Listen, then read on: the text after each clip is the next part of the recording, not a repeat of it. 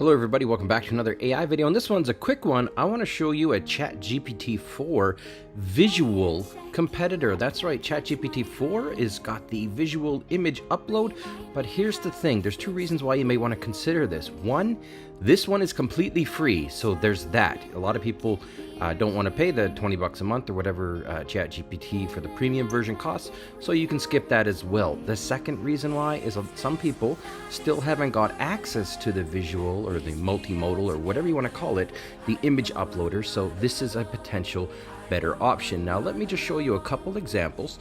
So here it is. It's called Lava, L-L-A-V-A. I will put a link in the description below, and all you need to do is drag and drop an image here and then just ask it some simple questions. In this case, I said, who painted this and why is this painting so amazing? And it gave me a fantastic response.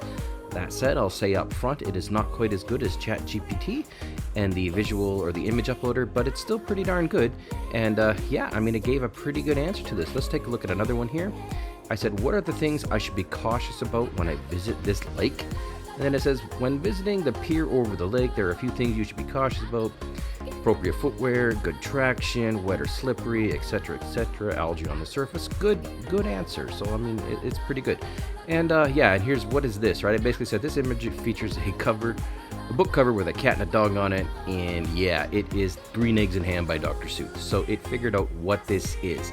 Now, that said, ChatGPT4 can actually do your homework. So there's that, and this one cannot. So let me just give you one quick example, and then I'll cut it off here. So I'm gonna go to my Finder.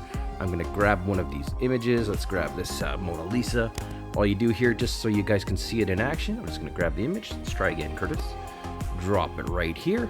And then you've got two options. You can just hit send, and then it'll just give you a default answer, or you can go like, what painting is this? And then hit enter, and then presto. When you hit send, you'll see here there is a queue.